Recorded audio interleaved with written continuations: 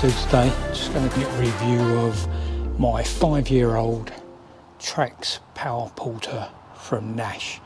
So the first thing I found is, it's not how they show you how to do it on the Nash video. Put your wheel in first with it upside down, because you can slide it in, and once it's slid in you can wind your bolts in easily, and if they're not quite in, if the holes aren't quite in line, it's easy to manoeuvre this wheel when it's upside down and no weight on the barrow. So like that one's not quite in line because the thing won't go. Give it a tap and now the screw's in line and you can wind that down. If you had it up the other way, you wouldn't be able to do that. You'd have weight on the barrow and you wouldn't be able to move that wheel so easily. So once you've done that, flick your back wheels up, clip them in place, and then put your wheels in or your back legs in, whichever you choose to use. Personally, I use wheels. What's the point of putting legs on? You've got all the power of the barrow, but then you're putting all the weight on your arms to walk around. Just put the wheels on, it's a lot easier. And to do that, you just pull out the clips and line your holes on both sides, so as you're on. So I've got 2.5 showing and 2.5 showing. Once you've done that, flick your barrow up, very easy. Open up this bit, and you get your battery compartment with all these gubbins in it. So here's your battery pack. There's 2 batteries in there with your various leads. Basically you have to charge them individually with this charger. Disconnect the leads, put one on the red, one on the black, charge that battery. This light will be red. Once it's gone green, disconnect that from there, charge the other battery up. So that's your battery for you. The books say to disconnect the leads when the battery is not in use, but as I'm sure you can see from here, these are original clips. These are clips I've had to put on myself, because constantly taking them on and off, the leads eventually, or the clips eventually break. So I leave them plugged in all the time and undo this connector. Let's go out and put this in.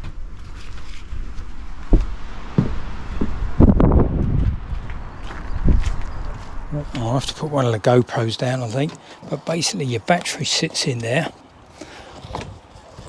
Let's see if I can wedge this GoPro somewhere. Yeah, so as I say, your battery sits in there, and then you've got a lead here where you put your battery in. I should have done this. A lead here from the wheel comes up through there,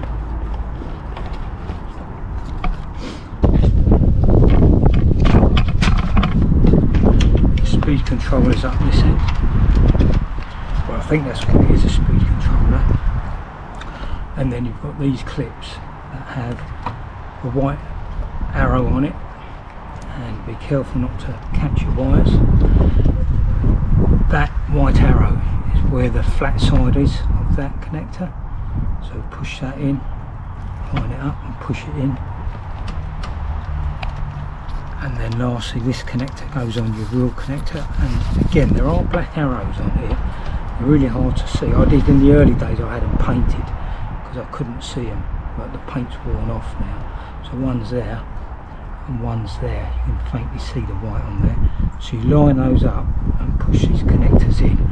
But what I would say, if these connectors are very tight to get backwards and forwards apart, so every now and again put a bit of WD-40 on that, and you get this bit, and I never know if it's meant to go there or there, so I'll just put it in the middle there.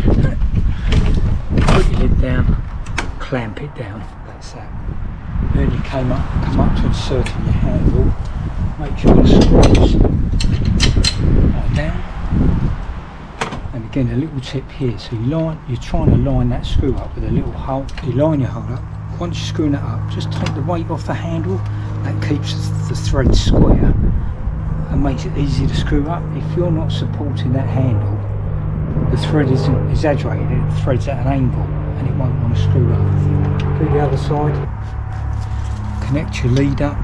Again, there's arrows on it, but also on this one there's a little groove in one part. Don't know if that'll pick up. There's a little groove and a little notch in this side. So what I tend to do now is feel for that groove. If you can turn, then you're not in the groove.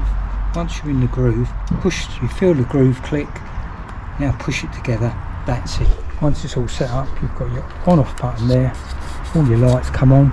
Doesn't look good in the sun, but this is 5 years old, and as you can see, that's fully charged. Push down and away goes your barrel. Nearly knocks my other GoPro over. So that's you all set up. The next thing is tips for putting the bags in. So as you can see, my bags are loaded now. So basically on these bags you've got velcros there that go around the frame to help take some of the weight of the bag. And again, it's why you need to watch my videos and not other people's who do it with a brand new thing. Because if you watch a video of someone with a brand new barrel, they get that bag and slip it in there.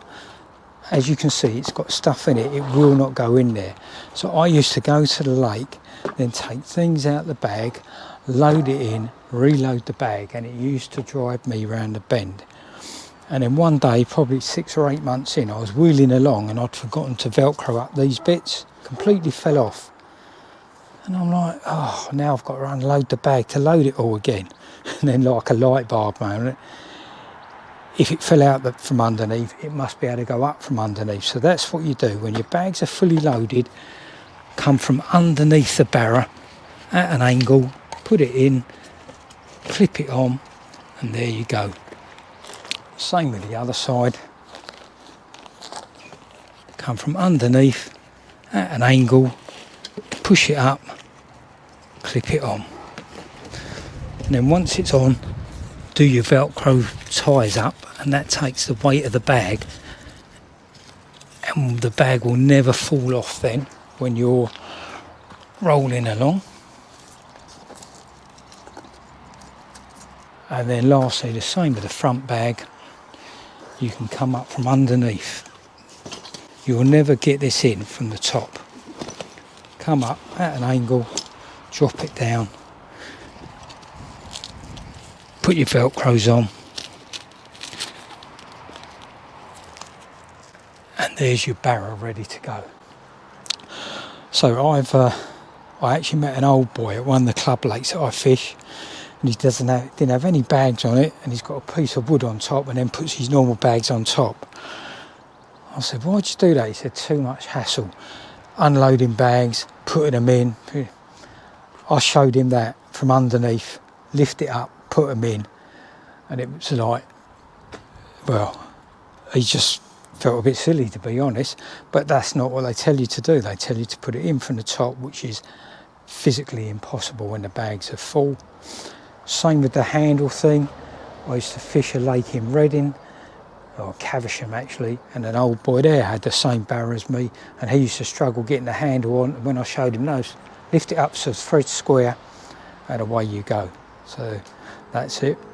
Once you're in that position, you can load up the front, or load up the actual barrow with as much stuff as you want. The front you can extend, but what I would say, my experience is, once you start extending it, don't put too much weight on the front because it all becomes unstable.